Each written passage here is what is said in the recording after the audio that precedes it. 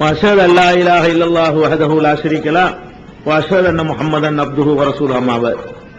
கண்ணியத்திற்குரிய எல்லாம் வல்ல அல்லாஹ் ஜல்ல ஷானஹு தஆலாவின் நல்லடியார்களே, அல்லாஹ்வுடைய பேரருளால் நபிகள் நாயகம் ஸல்லல்லாஹு அலைஹி வஸல்லம் அவர்களுடைய வாழ்க்கை வரலாற்றை அறிந்து கொள்வதற்காக ஏற்பாடு செய்யப்பட்டிருக்கின்ற இந்த தொடர் நிகழ்ச்சியிலே இதுவரை பெருமானார் ஸல்லல்லாஹு அலைஹி வஸல்லமுடைய பிறப்பு, அவர்களுடைய சிறுபிராயம், அவர்கள் நபியாக ஆவதற்கு முன்னால் உள்ள வாழ்க்கை, நபியாக ஆன பிறகு மக்காவிலே அவர்களுடைய அந்த 13 ஆண்டு கால வாழ்க்கை, அதற்கு பிறகு அவர்கள் மதீனா சென்றது, மதீனாவுடைய ஹிஜ்ரத் பயணம், ஹிஜ்ரத் செய்து மதீனாவுக்கு போன பிறகு அவங்க பட்ட கஷ்டம், சிரமம், அவங்களுடைய பொருளாதார நிலைமை, அவங்களுடைய எளிமை, அடக்கம், பணிவு, வீரம், இப்படியான பண்புகள், இவைகளை எல்லாம் நம்ம இதுவரைக்கும் தெரிஞ்சோம். அடுத்து இப்ப இன்னைக்கு தெரிய போறது என்னன்னு கேட்டா, பெருமானார் ஸல்லல்லாஹு அலைஹி வஸல்லம் அவர்கள் மதீனாவுக்கு போன பிறகு இந்த 10 வருஷ காலத்துல நிறைய போர்க்களங்களை சந்திச்சிருக்கிறாங்க, நிறைய யுத்தங்கள்ல பங்கெடுத்திருக்கிறாங்க. அந்த யுத்தங்கள் எல்லாம் எப்படி நடந்துச்சு, ஏன் நடந்துச்சு, அந்த யுத்தங்களுடைய பின்னணி என்ன, மொத்தம் எத்தனை போர்கள்ல அவங்க கலந்து கொண்டாங்க, அந்த விவரங்களை எல்லாம் கூட நாம தெரிஞ்சு கொள்ளணும். இன்னும் சொல்ல போனா அரபிய வரலாறுகளை பொறுத்த வரைக்கும் வரலாறு என்று அவங்க ஒப்புக்கொள்வது யுத்தங்களை தான். வரலாறு எழுதி வச்சுக்கிறது மகாசின்னு சொல்லி யுத்தங்களுக்குன்னே தனி நூல்களை எழுதுவாங்க. யுத்தங்கள் தான் ஒரு மனிதனை தீர்மானிக்கக்கூடியதுன்னு அவங்க புரிஞ்சு வச்சிருந்தாங்க. அதனால இந்த யுத்தங்களை பொறுத்த வரைக்கும் அவ்வளவு நுணுக்கமா உன்னிப்பாக ஒவ்வொரு செய்தியையும் பதிவு செஞ்சு வச்சிருக்கிறாங்க.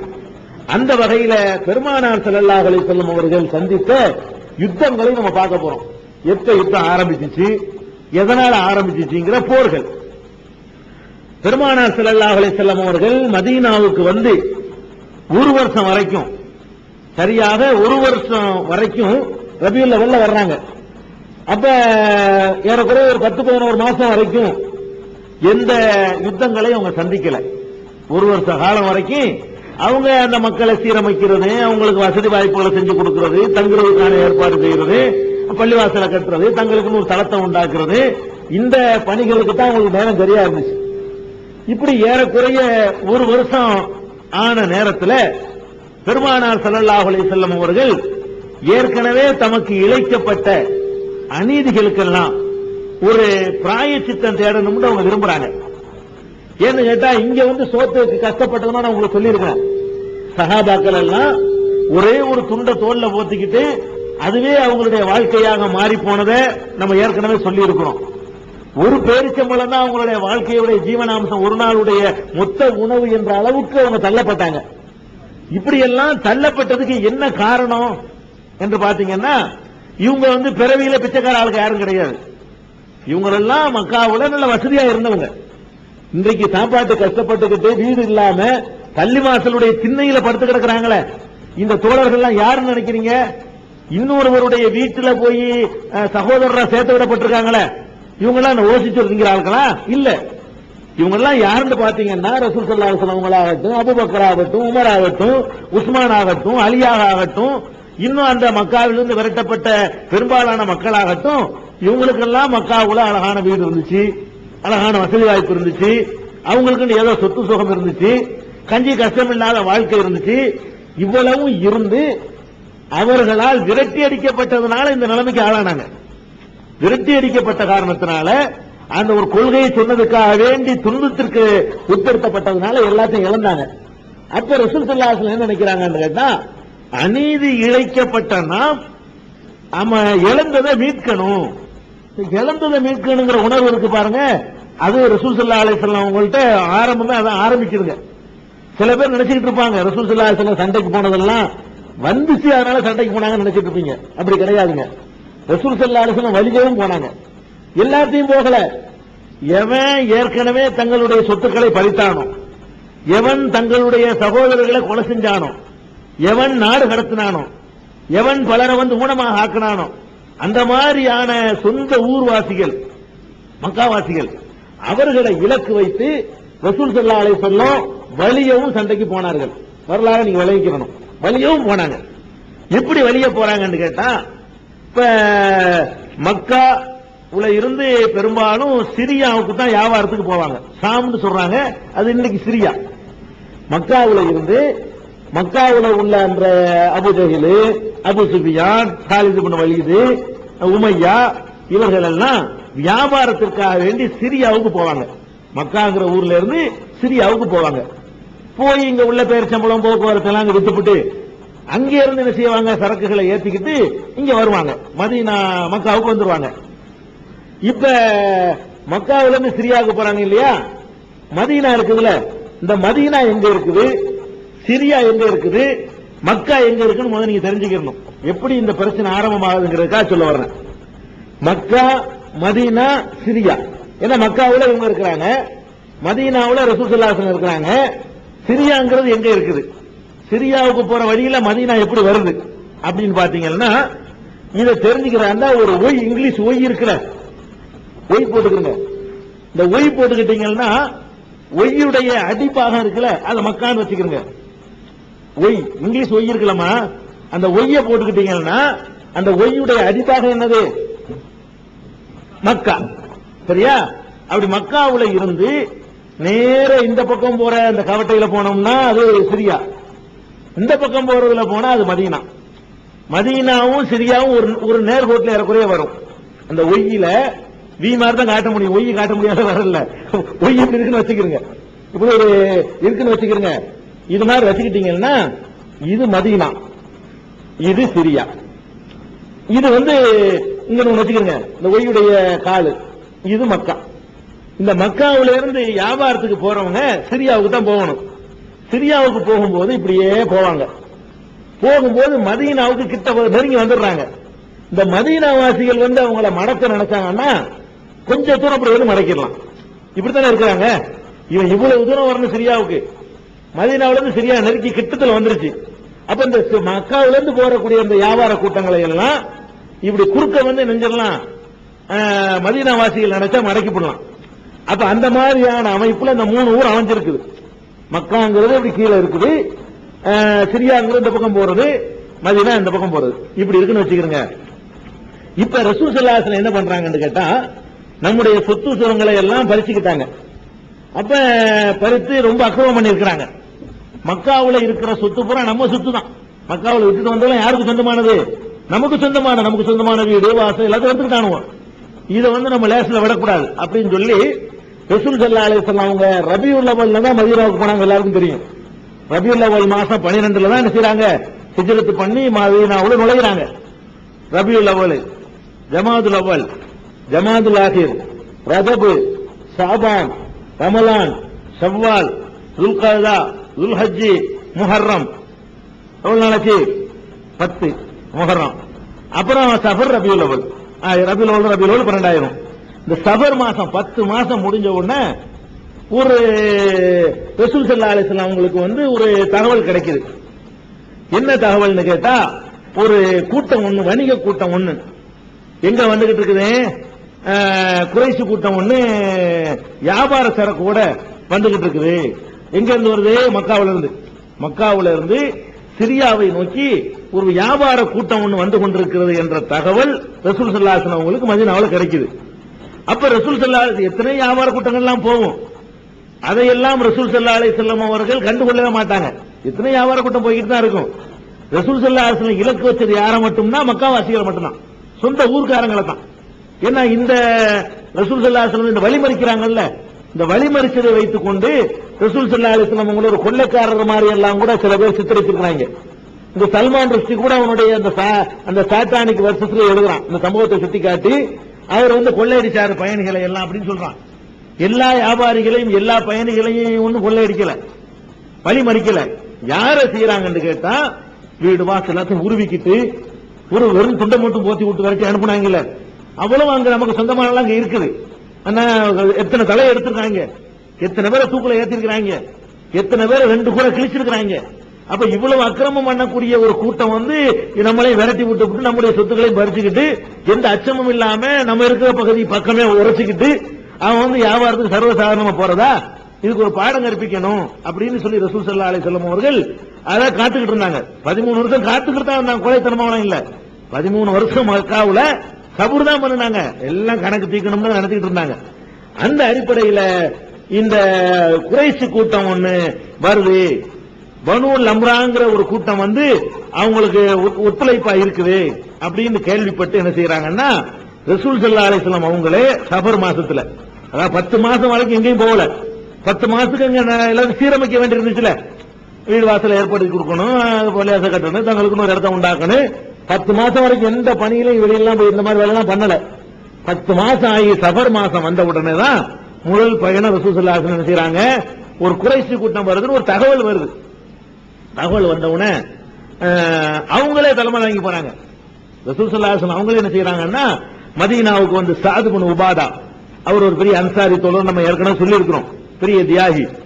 அவரை வந்து அந்த 12 பேர்ல ஒரு ஆள், அவர் அக்கபாவுல உடன்படிக்கை எடுத்து இஸ்லாத்துக்கு வருவாங்களே, முதல்ல வந்து சந்திப்பாங்களே, அதுல உள்ள ஒருத்தர் சாது. அவரை வந்து மதீனாவுக்கு நீ நிர்வாகம் பண்ணிக்க, நீ தான் இப்ப ஆட்சி தலைவர், அவரை ஒப்படைச்சிட்டு அவங்க போறாங்க. அதாவது ஒரு போருக்கு போறாங்க, அந்த இடத்துக்கு ஆட்சி தலைவர் ஒருத்தர் நியமிச்சுட்டு தான் போகணும். அப்ப ரசூல் ஸல்லல்லாஹு அலைஹி வஸல்லம் வந்து ஒரு கூட்டம் ஒன்று வர்றானுவோ, வியாபார கூட்டம், அவர்களுக்கு தக்க பாடம் கற்பிக்கணும். என்னடா அவ்வளவு கஷ்டம், ஒரு பேரிச்சம்பளை தின்னுட்டு ஒரு நாளைக்கு வாழ முடியும், நமக்கு சொந்தமானதை கூட பரிசு வச்சுட்டு இருக்கிறான் கேட்டா, ஒரு குழுவை அழைத்து கொண்டு போறாங்க. அபவா என்ற இடத்துக்கிட்ட போறாங்க. இந்த அபவா என்ற இடத்துக்கிட்ட தான் அவங்க வர்றாங்கன்னு தகவல். ரசூல் ஸல்லல்லாஹு அலைஹி வஸல்லம் தளபதி, அங்க ஆட்சி தலைவராக இருந்துகிட்டு மதீனாவுல உட்கார்ந்துட்டு இருக்கல, உடனே இந்த கூட்டம் திரட்டுறாங்க, வாங்கன்னு சொல்லி என்ன செய்யறாங்க, புறப்பட்டு போறாங்க. புறப்பட்டு போய் அபவாங்கிற இடத்துக்கு போனா அந்த குறைஷி கூட்டம் ஒண்ணு அங்கிட்டு வரல. ஒரு தவறான தகவல் அது. ஃபர்ஸ்ட் ரசூல் ஸல்லல்லாஹு அலைஹி வஸல்லம் போனதே வந்து ஒரு தவறான தகவல் தான். ஆனா அவருடைய என்னவா இருக்குங்கிறதுக்காக சொல்ல வர்றேன். இந்த குறைஷிகள் வர்றாங்கன்னு தெரிஞ்சாலேயே உடனே என்ன செய்வாங்க, போய் ஒரு வழிமறிப்பாங்க. அது ரசூல் ஸல்லல்லாஹு அலைஹி வஸல்லம் ஒரு வழக்கமா வச்சிருந்தாங்க. அது ஒன்றும் தப்பு ஒண்ணும் கிடையாது, அவங்க சொத்தை அபகரிச்சு வச்சிருக்காங்க, அதனால வந்து அது ஒன்றும் தப்பு ஒண்ணும் கிடையாது. அப்ப பனு லம்ராங்கிற அந்த கூட்டத்துக்கிட்ட போன அவங்க தான் ஒத்தாசை பண்றாங்கன்னு தகவல் வந்துச்சு. அங்க போய் இறங்கி பனு லம்ரா கூட்டத்துக்கு எச்சரிக்கை பண்ணி, இந்த குறைஷி கிரேசன் பார்க்க வந்தாலும் இடம் கொடுத்துட கூடாது அப்படின்னு சொல்லி அவங்களோட ஒரு உடன்படிக்கை செய்து கொண்டு ரசூல் ஸல்லல்லாஹு அலைஹி வஸல்லம் அவர்கள் மதீனாவுக்கு திரும்பிடுறாங்க. இது வந்து போருக்குன்னு புறப்பட்டு போனதுனால இதுக்கு பேர் அபவா யுத்தம்னு சொல்லுவாங்க. யுத்தம்லாம் நடக்கல. ரசூல் ஸல்லல்லாஹு அலைஹி வஸல்லம் யுத்தத்துக்கு ஒரு ஆயுதம் தரித்து கிளம்பி போயிட்டாங்க இல்லையா, அதனால இதுக்கு பேர் என்னது, ரஸ்வத்துல் அபவான்னு சொல்லுவாங்க. ஆனா அப்போ யுத்தம் நடக்கல, யுத்தத்துக்கு புறப்பட்டு போனாங்க. யாரோட போறாங்க, குறைஷிகளோட வணிக கூட்டத்தை எதிர்பார்த்து தான் போறாங்க. இது ஒரு பக்கம் ரசூல் ஸல்லல்லாஹு அலைஹி வஸல்லம் பண்ணிட்டு இருந்தாங்க. இது சஃபர் மாசம் நடக்குது. அதே மாதிரி அதே கட்டத்திலேயே என்ன செய்யறாங்கன்னு கேட்டா, ஒரு தகவல் வருது. என்ன தகவல்னு கேட்டா, கூட்டம் குறைஷி கூட்டம் பெரும் கூட்டம் ஒன்று வந்துகிட்டு இருக்குது, பெரிய கூட்டம் ஒண்ணு மக்காவுல இருந்து என்ன செய்யுது, சிரியாவை நோக்கி சரக்குகளோட போய்கிட்டு இருக்குது அப்படின்னு ஒரு தகவல் வருது. மறுபடி ஒரு மாசத்திலேயே ரபியுல் அவ்வல்ல. உடனே ரசூல் ஸல்லல்லாஹு என்ன செய்யறாங்கன்னு கேட்டா, உபைதா பின் ஹாரிஸ் என்ற ஒருவருடைய தலைமையின் கீழே ஒரு 60 பேர் அல்லது 80 பேர், உத்தேசமா உள்ள கணக்கு தான் ரிவாயத்தில் கிடைக்குது. சுமார் 60 இருந்து 80க்குள்ள உள்ள ஒரு நம்பர்ல உள்ள தோழர்களை, அவ்வளவு பேருமே மக்காவிலிருந்து வந்தவங்க தான், அன்சாரிகள் யாரையுமே இல்ல சேர்த்துக்கல. ஏன்னா இடம் கொடுத்து அரைக்கிலம் கொடுத்த மக்களையும் கொண்டு களத்தில் இறக்குற ரசூல் ஸல்லல்லாஹு அலைஹி வஸல்லம் விரும்பல. நம்ம தான் அகதியா வந்திருக்கிறோம், நம்ம தான் கணக்கத்திக்க உரிமை படைத்தவர்கள், இவர்கள் போய் கணக்கத்திக்க உரிமை இல்லை. இவங்க எதையும் விளக்கல, யாரு, அன்சாரிகள். அப்ப ரசூல் ஸல்லல்லாஹு அலைஹி வஸல்லம் தேர்ந்தெடுக்கும் போது கூட யாரை தேர்ந்தெடுக்கல, மதீனாவாசிகளை தேர்ந்தெடுக்கல. ஏன்னு கேட்டா அவங்க நியாயம் இல்லாமல் வந்துட்டாங்கன்னு வந்துருமா, அவங்களுக்கு எந்த நியாயமும் இல்ல மக்காவாசிகள்ட்ட கேட்கறதுக்கு. இந்த மக்காவுல இருந்து அகதியா வந்தாங்க பாருங்க, அவங்களுக்கு நியாயம் இருந்துச்சு, தங்களுடைய சொத்துக்களை எல்லாம் பறித்துக் கொண்டவர்கள் அடிப்படையில். ஒரு 60 இருந்து 80 பேருக்குள்ள ஒரு குழுவை அனுப்பி, நீங்க போய் வழிமறிங்க, வந்துட்டு இருக்காங்க. வழிமறிச்சு என்ன, பொருள்களை எடுத்துட்டு வந்துடுறது, நமக்கு சொந்தமானது தானே, வியாபாரத்தில் கொண்டு போவாங்கல்ல, அந்த சரக்கெல்லாம் எடுத்துட்டு வந்துருங்க அப்படின்னு சொல்லி. ஏன்னா அந்த நிர்பந்தப்படுத்தினா தான் சகஜமாக தாய் சொந்த ஊருக்கு போக முடியும். அந்த ஊர்லயும் உங்களுக்கு உரிமை இருக்குல்ல, அந்த ஊர்ல உள்ள உரிமை எப்படி நிலைநாட்டுறது? டேய், இவரை பகச்சுக்கிட்டா ஒண்ணும் செய்ய முடியாது, நீங்க வாங்கப்பா, நீங்க உங்க ஊர்ல வந்து இருந்துருங்கப்பா, உங்களுக்கு வேண்டியதான் உங்க சொத்தை எடுத்துக்கிறங்கப்பான்னு சொல்ல வைக்கணும். அதுக்காக ரசூல் ஸல்லல்லாஹு அலைஹி வஸல்லம் என்ன செய்யறாங்கன்னா, ஒரு 60 இருந்து 80க்குள்ள அனுப்பி வைக்கிறாங்க. ஆனா வந்த கூட்டம் வந்து பெரும் கூட்டமா வருது, வணிக கூட்டம், பெரிய வணிக கூட்டமா வருது. வந்தா இங்க இருந்து ரசூல் ஸல்லல்லாஹு அலைஹி வஸல்லம் போனவங்க வந்து அம்பு எய்து என்ன செய்யறாங்க, அந்த கூட்டத்தை எதிர்கொள்றாங்க. வில்லுனால பெருங்கூட்டமா இருக்கனால கிட்ட போய் சண்டை பிடிக்காம வில்லுனால அம்பு எய்கிறாங்க. அம்பு எய்த உடனே அந்த கூட்டம் வந்து வேகமாக தப்பிச்சு ஓடி போயிடுது. அவங்க வந்த கூட்டங்கள் வந்து தப்பிச்சு போயிடுறாங்க. இந்த அம்பு எய்ததை தவிர வேற ஒரு யுத்தம் ஒன்று நடந்துக்கல. இதையும் ரசூலுல்லாஹி ஸல்லல்லாஹு அலைஹி வஸல்லம் நேரடியா போகாம அதே காலகட்டத்தில் அனுப்பி வைக்கிறாங்க. ஏன்னா பத்ர் எப்படி இருந்துச்சுன்னு தெரிஞ்சுக்கிறக்கா சொல்ல வர்றேன். அதுக்கப்புறம் கொஞ்ச நாளைக்கு பிறகு இன்னொரு ஒரு கூட்டம் அபூஜஹல் தலைமையில, அவன் தானே ஹீரோ அங்க மக்காவுக்கு. அப்ப அபூஜஹலுடைய தலைமையில அந்த கடல் வழியாக கடலோரமாக சாமை நோக்கி 300 பேரோட அவன் புறப்பட்டு போயிட்டு இருக்கான். 300 பேரோட அபூஜஹல் தலைமையில 300 பேரோட ஒரு கூட்டம் ஒன்று போய்கிட்டு இருக்குது அப்படின்னு சொல்லி ரசூல் ஸல்லல்லாஹு அலைஹி வஸல்லம் கேள்விப்படுறாங்க. கேள்விப்பட்ட உடனே அவங்க என்ன பண்றாங்கன்னு கேட்டா, ஹம்சா ரசூலுல்லாஹ்வுடைய சின்னத்தா ஹம்சா ரலியல்லாஹு அன்ஹு இருக்காங்கல்ல, அவங்க தலைமையில 300 பேரை கேள்விப்பட்டு அனுப்புனது 30 பேர் தான். அதாவது 1க்கு 10 ரசூல் ஸல்லல்லாஹு அழகா புரிஞ்சு வச்சிருந்தாங்க. நீ 300 300 அனுப்ப தேவையில்லை, அவங்க 300 தானே, அவங்க காசு பணம் சுத்த பாதுகாக்கிறதுக்காக இருக்கிறாங்க, நம்ம அல்லாஹ்வுக்காக போறோம், அது ஒன்றும் பிரச்சனை இல்லைங்கிறதுனால 300 பேர் வரலான்னு கேள்விப்பட்டு ரசூல் ஸல்லல்லாஹு அலைஹி வஸல்லம் அனுப்புனது 30 பேர் தான். ஹம்சாவுடைய தலைமையில 30 பேர் கொண்ட ஒரு குழுவை வந்து வழிமறிக்க அனுப்புறாங்க. அனுப்புனா அங்க ஒரு பனு அம்ரு ஜுஹைனி, பனு அம்ரு என்ற கோத்திரத்தை சேர்ந்த மஜ்தீன் ஒருத்தர் இருக்காரு. அவர் வந்து ரசூல் ஸல்லல்லாஹு அலைஹி வஸல்லம் அவங்களோட உடன்படிக்கை செஞ்சுக்கிட்டவர், மக்காவாசிகளோட உடன்படிக்கை செஞ்சவர். அதாவது 2 பக்கமும் நாங்க சண்டையிட மாட்டோம் அப்படின்னு 2 மக்களுக்கு வேண்டியவராக இருந்தவர். அவர் இதை கேள்விப்பட்டு நடுவில் விழுந்து, அப்ப அவங்களுக்குள்ள சண்டை வேணாம்னு சொல்லி அவர் காம்ப்ரமைஸ் பண்ணி அதை திருப்பி விட்டுறாரு. சண்டை நடக்காம 2 பக்கமும் மோதி கொள்ளாமல் என்ன செய்யறாரு, அபூஜஹலையும் காப்பாத்தி விட்டுறாரு, இவங்களையும் சண்டைக்கு போகாம நடுவில் விழுந்து சமரசம் பண்ணிடுறாரு. அப்பவும் சண்டை நடக்கல.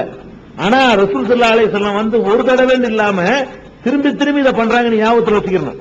அதாவது இருந்து ஒரு கூட்டம் கிளம்புதுன்னு சொன்னா சும்மா இருக்க மாட்டாங்க. மக்காவில இருந்து இவங்க ஒரு கூட்டமா கிளம்புறாங்க, வேற எத்தனை ஊர்கள் இருக்கும், எத்தனை வியாபாரிகள் போவாங்க. சொந்த ஊர்ல இருந்து சொந்த நாட்டில இருந்து விரட்டி அடிக்கப்பட்டால் அந்த நாட்டை வந்து மீட் ஆகணும். அவங்களுக்கு சொந்தமான ஊர் இல்லையா மக்காங்கிறது. அப்ப அதுக்கு ஒரு நெருக்கடியை உண்டாக்குறதுக்காக வேண்டி இந்த மாதிரியான காரியங்களை எல்லாம் ரசூல் ஸல்லல்லாஹு அலைஹி வஸல்லம் பண்ணியிருக்கிறாங்க. அதே மாதிரி என்ன செஞ்சாங்கன்னா, இன்னொரு டைம்ல அது ரபியுல் அவ்வல்ல இன்னொரு கூட்டம் வருதுன்னு கேள்விப்படுறாங்க. கேள்விப்பட்டவன ரசூல் ஸல்லல்லாஹு அலைஹி வஸல்லம் மதீனாவுக்கு சாயிப்ங்கிற ஒரு சஹாபிய ஆட்சியாளரை நியமிச்சுட்டு இதுக்கு வந்து ரசூல் ஸல்லல்லாஹு அலைஹி வஸல்லம் உங்களை புறப்படுறாங்க. 2 பேர் முதல் தடவை ரசூல் ஸல்லல்லாஹு அலைஹி நேரா போனாங்க. 2 கூட்டத்தை வழிமறிக்கிறதுக்கு 2 சஹாபிகள் தலைமையில ஆள் அனுப்புனாங்க. 3 ஆச்சு. 4வது தடவை இந்த மாதிரி கேள்விப்பட்டு ரசூல் ஸல்லல்லாஹு அலைஹி வஸல்லம் அவங்க வந்து சாயிப்ங்கிறவங்கள அமீர் ஆக்கிட்டு 200 வாகனத்துல குதிரையில சவார் செய்யக்கூடிய வீரர்களோடு ரசூல் ஸல்லல்லாஹு அலைஹி வஸல்லம் அவங்க புறப்பட்டு போறாங்க. அங்க வந்து உமையா பின் கலப்புங்கிறவனும் ஒரு 100 பேரும் ஒரு 1500 ஒட்டகமும் அவங்க வருது. சரக்கெல்லாம் 1500 ஒட்டகத்துல ஏத்திக்கிட்டு 100 பேரோட உமையா பின் கலப்புங்கிறவன் அவன் ஒரு முக்கியமான லீடர் மக்காவுல, அவன் தலைமையில வந்துகிட்டு இருக்குன்னு கேள்விப்பட்டு ரசூல் ஸல்லல்லாஹு அலைஹி வஸல்லம் போறாங்க. ஆனா அந்த தகவல் வந்து சேர்ந்தது லேட் ஆனதுனால போன அந்த இடையில தான் போய் வழிமறிக்கணும். அதாவது போறது வழிமறிக்கிறதா இருந்தா அந்த இடையில மறிக்கலன்னா போய் சேர்ந்துருவாங்க. அதுக்கு இடையில அவங்க முந்திட்டாங்க. அது போய் ரசூல் ஸல்லல்லாஹு அலைஹி வஸல்லம் அவங்களே நேரடியாக போயிருந்தும் கூட அதை அடைய முடியல, வழிமறிக்க முடியல. அப்போ தெரிஞ்சு போயிடுறாங்க, ஒன்றும் நடக்கவே இல்லை. இது வந்து 4வது சம்பவமாக இது நடக்குது.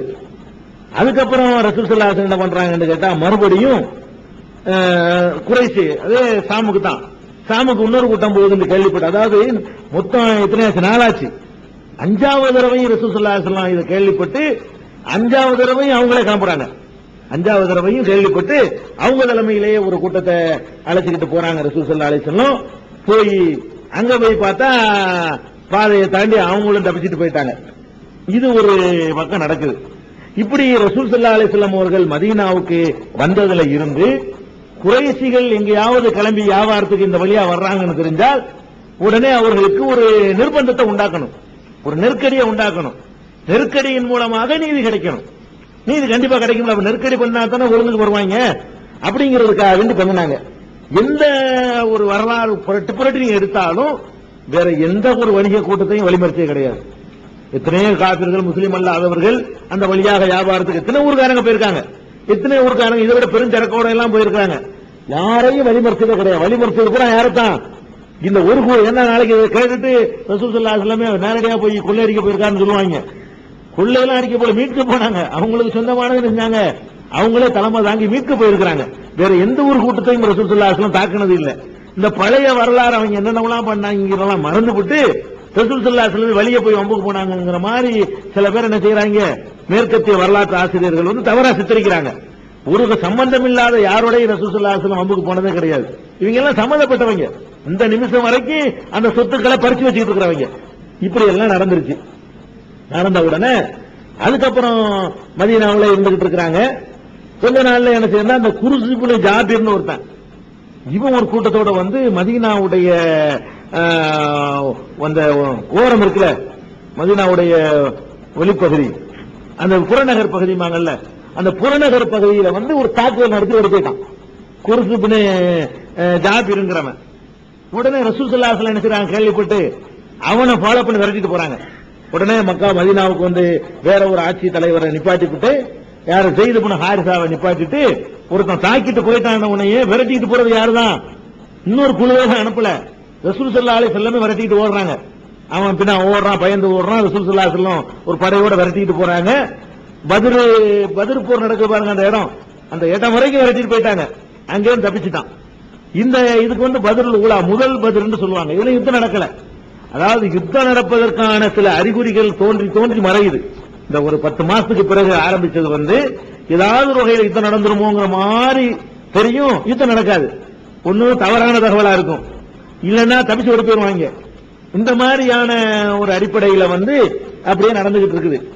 இதுக்கு இடையில வந்து இவ்வளவு நடந்த உடனே ரசூல் ஸல்லல்லாஹு அலைஹி வஸல்லம் என்ன செய்யறாங்கன்னு கேட்டா, அப்துல்லாஹ் இப்னு ஜஹஷ்ங்கிற ஒரு சஹாபி தலைமையில 8 பேர், அவரையும் சேர்த்து 9 பேர், இன்னொரு ரிவாயத்தில் அவரையும் சேர்த்து 8ங்கிறாங்க. 9 பேருக்கு பேரை வர்றதுனால 9 அறிவிப்பு தான் நம்ம எடுத்துக்கொள்ளணும். 9 பேர் கொண்ட ஒரு குழுவை என்ன செய்யறாங்கன்னா அனுப்புறாங்க. நீங்க 9 பேரும் போறீங்க, போய் இவங்க மக்காவுல இருந்து ஷாமுக்கு போவாங்கல்ல, போற வழியில நஹ்லான்னு ஒரு இடம் வரும். அந்த இடத்துல வந்து நீங்க வந்து வெயிட் பண்ணணும். எங்க இருந்தெல்லாம் மக்காவுல இருந்து எவன் போறான், எத்தனை வியாபாரிகள் போறான், திரும்பி எத்தனை பேர் வர்றான், அவங்களுடைய நடமாட்டம் எந்த அளவு சர்வசாதாரணமா இருக்குதா, அல்லது பயந்து பயந்து போறாங்களா, பெருஞ்சரக்கோட போறாங்களா, சின்ன சின்ன கூட்டமா போறாங்களா, இந்த விவரங்களை எல்லாம் அறிந்து கொள்வதற்காக என்ன செய்யறாங்க, ரசூல் ஸல்லல்லாஹு அலைஹி வஸல்லம் அந்த 9 பேர் அனுப்புறாங்க அப்துல்லாஹ் இப்னு ஜஹஷுடைய தலைமையில. இந்த 9 பேருக்கு என்ன செய்யறாங்கன்னு கேட்டா, அமீர் அப்துல்லாஹ் இப்னு ஜஹஷ் அவர் கையில ஒரு கடிதத்தை கொடுக்கறாங்க. கடிதத்தை கொடுத்து, இந்த கடிதத்தோட நஹ்லாங்கிற இடத்துக்கு போ, நஹ்லா என்ற இடத்தை அடையிறதுக்கு முன்னாடி இந்த கடிதத்தை பிரிச்சு பார்க்க கூடாது. கடிதத்தை ஒட்டி வச்சிருக்கணும். இந்த கடிதத்தை எங்க போய் தான் பிரிக்கணும், நஹ்லா என்ற இடத்தை அடைஞ்ச உடனே தான் இந்த கடிதத்தை நீ பிரிச்சு பார்க்கணும் அப்படின்னு சொல்லி ரசூல் ஸல்லல்லாஹு அலைஹி வஸல்லம் அனுப்பி வச்சிடறாங்க. இவங்களும் பிரயாணம் பண்ணி நஹ்லாங்கிற இடத்தை போய் அடைஞ்சி கடிதத்தை வந்து பிரிச்சு பார்க்கறாங்க. அதுல என்ன எழுதிருக்காங்கன்னா, ரசூல் ஸல்லல்லாஹு அலைஹி வஸல்லம் அவர்கள், என்னுடைய இந்த கடிதத்தை நீ பார்த்த உடனே மக்காவுக்கும் தாயிஃபுக்கும், தாயிஃப் அந்த வழியெல்லாம் வருது, தாயிஃபுக்கும் இடையில உள்ள இந்த நஹ்லா என்ற இடத்திலே நீ தங்கிக் கொள்ள வேண்டும். இங்கேதான் தங்கி இருக்கணும். தங்கி இருந்து குறைஷிகளுடைய நடமாட்டத்தை, மற்றவர்களை யாரையும் குறிப்பிடல, அப்படி குறிப்பிடுறாங்க, தர் சுதபிஹா குறைஷன், குறைஷிகளுடைய நடமாட்டத்தை நீ கண்காணிக்க வேண்டும். உன் வேலை என்னன்னு கேட்டா, அங்க டேரா போட்டுருணும். நஹ்லாங்கிற ஊர்ல இந்த 9 பேர் என்ன செய்யணும், டேரா போட்டுருங்க. டேரா போட்டு ஏதோ பயண கூட்டம் மாதிரி தங்கிக்கிட்டு போறவன் வரவன் எல்லாரையும் இல்ல, இந்த குறைஷி கூட்டத்தை மட்டும் நீங்கள் கண்காணித்து அவங்களுடைய செய்திகளை வந்து எனக்கு நீங்க தெரிவிக்கணும் அப்படின்னு சொல்லிட்டு, அதுலயும் ரசூல் ஸல்லல்லாஹு அலைஹி வஸல்லம் அந்த கடிதத்தில் என்ன எழுதியிருக்கிறாங்கன்னு கேட்டா, இந்த காரியத்திற்கு உன் கூட இருக்கிற யாரையும் நீ நிர்பந்தப்படுத்தக்கூடாது. சொல்லு, யாரு ஒத்துக்கிட்டாங்களோ அவங்க மட்டும் அங்க இருங்க, ஒத்துக்கிறாதவங்க திருப்பி அனுப்பிடுங்க, என்கிட்ட வந்து சேர்ந்துருக்கும். 8+9 பேர், 9 பேர் இருக்காங்கல்ல, 9 பேர்ல யாரு ஒத்துக்கொள்கிறார்களோ அவர்களை மாத்திரம் வச்சுக்க, யாரு ஒத்துக்கலையோ அவங்களை அனுப்பி விட்டுரு அப்படின்னு சொல்லிடுறாங்க. அந்த கடிதத்தில் இருக்கு.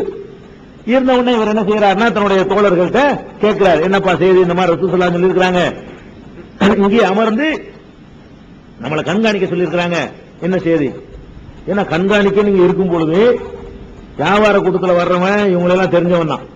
ஏன்னா அந்த 9 பேருமே மக்காவாசிகள், யாரும் மதீனாவாசிகள் கிடையாது. இந்த 9 பேர் மூஞ்சியும் அறிஞ்சவன் தான் வருவான் வியாபாரத்துக்கு.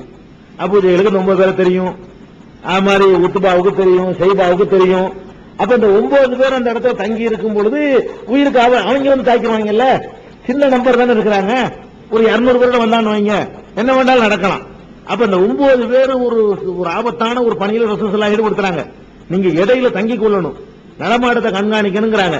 அப்ப இவங்க ஆலோசனை பண்றாங்க, யாராச்சும் அல்லாஹ்வுடைய பாதையில உயிரை விட விரும்பினால் என்னோடு தங்கிக் கொள்ளுங்கள், அப்படி விரும்பாதவர்கள் யாராவது இருந்தால் அவர்கள் போய்விடலாம், நீதி உள்ளவர்களுக்கு நான் பாத்துக்கிறேன், நான் ரசூலுல்லாஹ்வுடைய கட்டளையை நிறைவேற்ற போறேன் அப்படின்னு அவர் சொல்றாரு. சொன்ன உடனே 9 பேருமே இவரையும் சேர்த்து 8 பேருமே இல்ல நம்ம ரசூலுல்லாஹ்வுடைய கட்டளைப்படி நடந்து கொள்வோம், அங்கே வெயிட் பண்ணி கண்காணிச்சிட்டு இருக்கிறாங்க. அந்த 9 பேர் யாருன்னா அபூ ஹுதைஃபா பின் உத்பா ஒரு ஆளு, உக்காசா பின் மெஹசன்ங்கிற ஒரு ஆளு, அது மாதிரி வந்து சாது பின் அபி வக்காஸ் அவர் ஒரு பெரிய சஹாபி அவர் ஒரு ஆளு, பின் ரபியாங்கிற ஒரு ஆளு, வாக்கித் பின் அப்துல்லான்னு ஒரு ஆளு, ஹாலித் பின் புக்கைர்னு ஒரு ஆளு, சஹில பின் பைலான்னு ஒரு ஆளு, இந்த அப்துல்லா பின் ஜஹஷ் ஒரு ஆளு. இப்படி இவங்க எல்லாம் என்ன செய்யறாங்க, நம்ம தங்கி உழவு பார்க்குவோம் இருக்கிறாங்க. 4 பேர் கொண்ட சின்ன வணிக கூட்டம், 4 பேர் தான் வர்றாங்க, பெரிய வணிக கூட்டம் இல்ல, மொத்தமே 4 பேர் கொண்ட ஒரு வணிக கூட்டம் வருது. அதனுடைய தலைவராக வந்து ஹல்ரமி என்ற ஒருத்தர் வந்து தலைவராக வந்துகிட்டு இருக்காரு. அந்த ஆளுடைய பேர் வந்து அப்துல்லா, ஹல்ரமி கோத்திரத்தை சேர்ந்தவர். அவருடைய தலைமையில வந்து அவருடைய சகோதரர் ஒருத்தர் நௌஃபுல்ங்கிறவரு, ஹக்கம் இப்னு கைசான்ங்கிற ஒருத்தர், உஸ்மான் இப்னு அப்துல்லான்னு ஒருத்தர், இந்த 4 பேர் கொண்ட வியாபார கூட்டம் ஒண்ணு வருது. இவங்க எத்தனை 9, 4 பேர் கொண்ட ஒரு வியாபார கூட்டம் வருது. வியாபார கூட்டத்தை கண்ட உடனே இந்த 9 பேர் என்ன செய்யறாங்கன்னா, இந்த 9 பேர்ல 2 பேருடைய ஒட்டகம், சாது பின் அபி வக்காஸுடைய ஒட்டகமும் உத்பா என்பவருடைய ஒட்டகமும் கொஞ்சம் தசமாறி போயிடுச்சு. இந்த 2 பேரும் ஒட்டகத்தை தேடி போயிட்டாங்க. 7 தான் இருக்கிறாங்க தங்கி இருந்த இடத்துல. இந்த 2 பேருடைய ஒட்டகம் எங்கிட்ட ஓடி போச்சு. ஒட்டகத்தை தேடி இந்த 2 பேரும் போயிட்டாங்க. 7 பேர் இருக்கிற நேரத்தில் இந்த 4 பேர் வர்றாங்க. 7 பேரும் கலந்துரையாடல் நடத்துறாங்க, என்ன செய்யலாம், வர்றாங்களே ரசூலுல்லாஹி ஸல்லல்லாஹு அலைஹி வஸல்லம் தகவல் தான் தர சொன்னாங்க அப்படின்னு சொல்லி ஒரு சாராரு.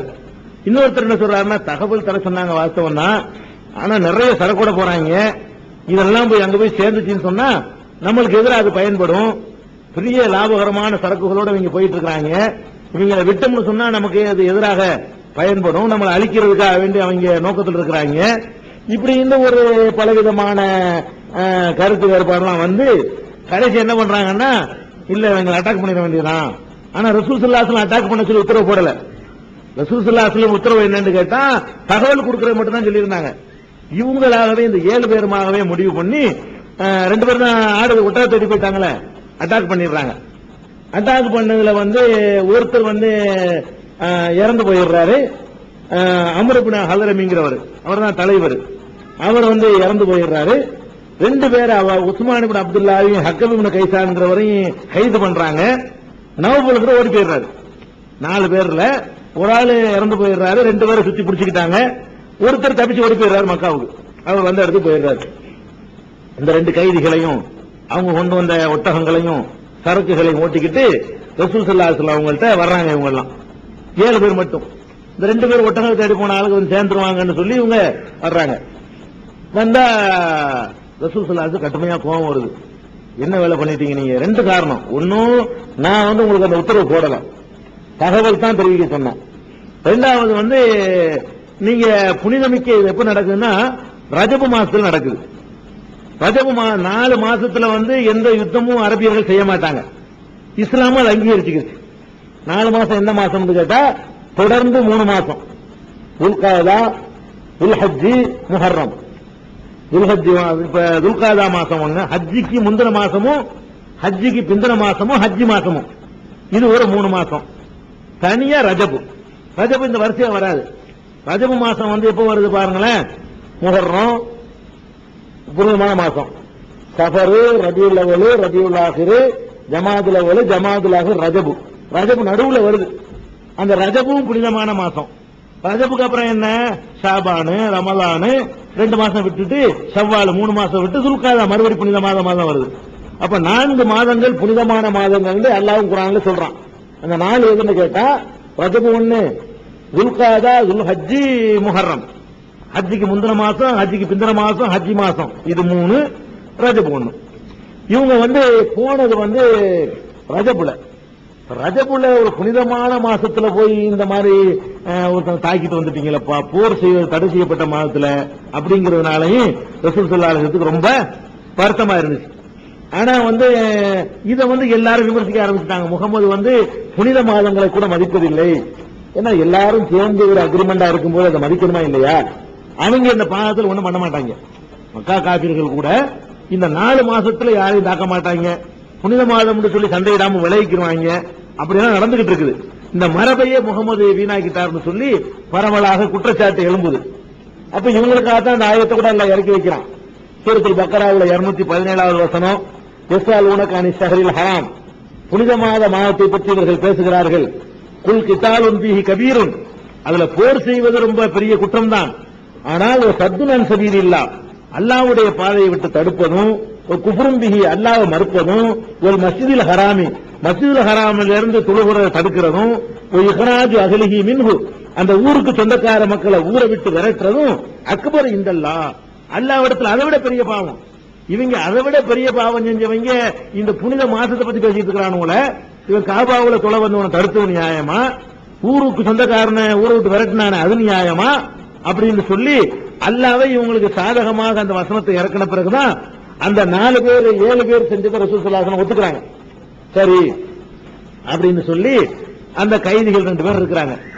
இந்த ஒருத்தர் ஓடி போனார்ல, அவர் போய் மக்காவுல சொல்லி 2 பேரை முகமது பிடிச்சிட்டு போயிட்டாரு, ஒரு ஆளை காலி பண்ணிட்டாரு அப்படின்ன உடனே அந்த காலத்தில் என்னன்னு கேட்டா, அந்த பிடிச்சிக்கிட்டு போயிட்டாங்கன்னா பணம் கொடுத்து மீட்டிக் கொள்ளலாம்னு ஒரு மரபு இருந்துச்சுங்க. ஏதாவது ஒரு பிரச்சனைகளை பிடிச்சிட்டு போயிட்டாங்கன்னா, மக்கா வாசிகள் மதீனா வாசிகள் பிடிச்சிட்டு போயிட்டான்னு வைங்களேன், இங்க ரூபாயோட போவாங்க. போய் பேச்சுவார்த்தை நடத்தி, இந்தாங்க ஒரு 10,000 ரூபாய் வச்சுக்கிறங்க, எங்க ஆளை கொடுத்துருங்க அப்படின்னு கேட்கிற வழக்கம் இருந்துச்சு. எல்லா ஊர்களும் இந்த மாதிரி போர் சண்டை நடந்து தூக்கிட்டு போயிட்டாங்கன்னா காசு கொடுத்து மீட்டுக் கொள்ளலாம் என்ற ஒரு மரபு அன்றைக்கு இருந்தது. இதை கேள்விப்பட்டவன என்ன பண்ணாங்கன்னா, மக்காவில இருந்து ஒரு கூட்டம் இந்த 2 பேரையும் மீட்டிட்டு போறதுக்காக வேண்டி 4 பேர்ல 2 பேர் கைதியா இருக்காங்கல்ல, மீட்டிட்டு போறதுக்காக வர்றாங்க. ரசூல் ஸல்லல்லாஹு அலைஹி வஸல்லம் என்ன பண்ணிட்டாங்கன்னா, அவங்க 2 பேரையும் விடல, நாங்க விட்டுருவேன், ஆனா எங்கால் 2வது சேரல ஒண்ணும். இந்த ஒட்டகத்தை காணாம தெரிவித்து போனாங்களே, அவங்களுக்கு ஏதாவது ஏற்படுத்தி ரசூல் ஸல்லல்லாஹு அலைஹி வஸல்லம் நினைக்கிறாங்கன்னா பிடிச்சிட்டு போயிட்டாங்கன்னு நினைக்கிறாங்க. அவங்க ஏதோ பண்ணிட்டாங்க. ஆனா அப்படி பண்ணல. இவங்க ஒட்டகத்தை தேடி போயிட்டு மெதுவா வந்துகிட்டு இருக்காங்க. ரசூல் ஸல்லல்லாஹு என்ன பண்ணிட்டாங்கன்னா, அந்த 2 பேர் இங்க சேர்ற வரைக்கும் இங்கதான் இருப்பாங்க. அவங்க அந்த 2 பேர் வந்துட்டாங்கன்னா இவங்களை விட்டுருவோம். 2 பேருக்கு ஏதாவது ஆயிருச்சுன்னு சொன்னா இந்த 2 பேரும் வரமாட்டாங்க. இந்த 2 பேரையும் நாங்க அதுக்கு பதிலாக என்ன செய்வோம், கணக்கு தீர்ப்போம் ரசூல் ஸல்லல்லாஹு அலைஹி வஸல்லம் சொல்லி நிறுத்தி வச்சுக்கிட்டாங்க. இப்படி நடந்து கொண்டிருக்கும்போது 2 பேரும் சேர்ந்தாங்க. ஒட்டகத்தை தேடி போனவங்க ஒட்டகத்தோட நின்றுட்டாங்க. சாது இப்னு அபீ வக்காஸும் உத்பாவும் சேர்ந்துட்டாங்க. இவங்க 2 பேரும் அனுப்பி விட்டுறாங்க. இது அங்க ஒரு பெரிய ஆத்திரத்தை உண்டாக்கி வச்சிருக்கு மக்காவுல. இந்த மாதிரி ஒரு அது ஹல்ரமி முக்கியமான ஒரு ஆளு, அவரை கொலை பண்ணிவிட்டாங்க, வியாபாரத்தெல்லாம் கொள்ளடிச்சுக்கிட்டாங்க. அப்ப நம்ம வியாபாரத்துக்கு போறதே பெரிய பெரிய முக்கியமான தொந்தரவான விஷயமா போச்சு. சாமி பக்கம் நம்ம வியாபாரத்துக்கு போயிட்டு எப்படி நம்ம வாழ்க்கை நடக்கும், இவர் அந்த இடத்துல உட்கார்ந்துட்டு பெரிய தொந்தரவாவில் இருக்காருங்கிற மாதிரி மக்காவுல அந்த ஒரு கருத்தை நினைச்சு பரவலா பேசப்பட்டு இருக்கு. இந்த நேரத்தில் தான் அபூ சுஃபியான் அவரே பெரிய தலைவர், அதாவது அபூஜஹலுக்கு அடுத்த நிலையில இருந்த தலைவர். பிறகு அவர் இஸ்லாத்துக்கு வந்துட்டார். அது ஒரு விஷயம். அவர் இஸ்லாத்துக்கு வர முந்தி இந்த அபூ சுஃபியான் என்பவர் அவர் ஒரு வியாபாரத்துக்காக போயிருக்கிறாரு, ஷாமுக்கு போயிருக்காரு, சிரியாவுக்கு. அவர் அந்த சிரியாவுக்கு போயிட்டு திரும்பி வர்ற செய்தி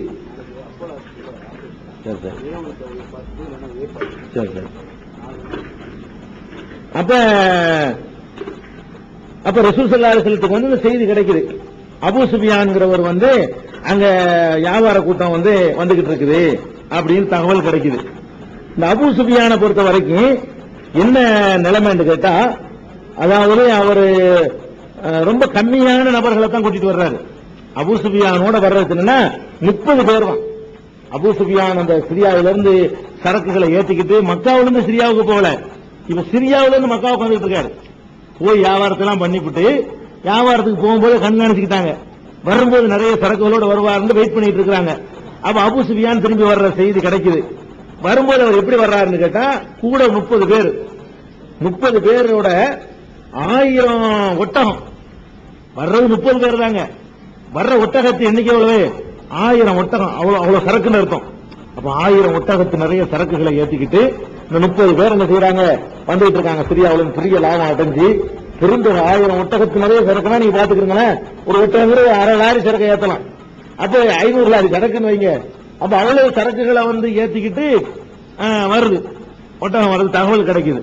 அப்ப ரசூலுல்லாஹ் என்ன பண்றாங்கன்னு கேட்டா, இதுதான் மடக்க வேண்டிய ஆளுங்க, சரியான இது, இந்த 3 நாள் எல்லாம் போய் மடக்கி சரி வராது, பெரிய இடம், இந்த பொருளாதாரத்தை ஒட்டச்சாதான் நமக்கு வந்து அது நீதி கிடைக்கும் அப்படிங்கிற அடிப்படையில ரசூல் ஸல்லல்லாஹு அலைஹி வஸல்லம் அவங்க என்ன பண்றாங்கன்னு கேட்டா, அத வந்து திட்டம் போட்டு என்ன செய்யறாங்க, ஒரு பிரயாணத்துக்கு ஏற்பாடு பண்றாங்க, புறப்படுறாங்க. அப்படி புறப்படக்கூடிய நேரத்தில் அபூ சுஃபியான் வந்து ரொம்ப விவரமான ஆளு, ரொம்ப ஷார்ப்பான ஆளு, கூர்மையான ஆளு. அந்த ஆளு என்ன பண்றாருன்னா, அந்த ஹல்ரமிக்கு நடந்தது மற்ற சம்பவங்கள் அடிக்கடி ஒரு 7-8 தடவை வந்து வழிமறிக்க வந்தது போனது எல்லாம் அவருக்கு தெரியும் இல்லையா. அதனால வரும்போது இந்த முகமது ஏதாவது பண்ணாலும் பண்ணுவாரு அப்படின்னு நினைச்சுக்கிட்டு அவர் ரூட் எடுத்து தான் வர்றாரு. சும்மா கண்டு குறுக்குத்தனமான வரல. அங்கங்க உழவு பாக்குறது, ஒரு ஊர்ல இறங்கி ஒரே ஒரு ஆளை அனுப்பி ஏதாவது தென்படுதான் முன்னாடி பார்த்துட்டு வா, அங்க ஆடு வைக்கிறோம் ஒட்டம் வைக்கிறோம் நிப்பானுவா, ஏதாவது முகமது ஆளுக்கு ஏதாவது வந்தாங்களா போனாங்களான்னு கொஞ்சம் விசாரிச்சுட்டு வா அப்படின்னு சொல்லி அவரு விவரமா தான் வருவாரு. அந்த விவரமான ஆளு யாரு, அபூ சுஃபியான். அவர் வந்து அப்படியே போறவங்க வர்றவங்கள்ட்ட எல்லாம் விசாரிச்சுக்கிட்டே வர்றாரு. அப்ப எல்லாரும் சொல்றாங்க, ரசூல் ஸல்லல்லாஹு அலைஹி வஸல்லம் அந்த பயணத்தோட புறப்பட்டு போறதை பாத்துக்கிட்டாங்க. பாத்துக்கிட்டு சொல்றாங்க, உனக்கு தான் வேட்டு வச்சுட்டு வந்துகிட்டு இருக்காரு அவர் முகமது அவரே தலைமை வாங்கி செய்யறாரு, ஒரு கூட்டத்தில் வந்துகிட்டு இருக்கிறாரு, நீங்க கம்ப்ளீட்டா எல்லாமே காலி ஆயிரும் அப்படிங்கிற மாதிரி அந்த தகவல் அவருக்கு கிடைச்சிருச்சு. அபூ சுஃபியானுக்கு கிடைச்ச உடனே அபூ சுஃபியான் ரசூல் ஸல்லல்லாஹு அலைஹி வஸல்லம் அந்த புறப்பட்டு இந்த பத்ர் போர் நடக்கிறது இப்பதான் நடக்க போகுது. ரசூல் ஸல்லல்லாஹு அலைஹி வஸல்லம் போனது பத்ர் போருக்கு இல்ல. எதுக்கு போனாங்க, இந்த 30 ஒட்டகம் 30 வணிகர்கள் 1000 ஒட்டகம், அது நிறைய சரக்குகள், இதுக்கு ஒரு அறிஞ்சல் கொடுக்கறதுக்கு தான் ரசூல் ஸல்லல்லாஹு அலைஹி வஸல்லம் புறப்பட்டு போறாங்க.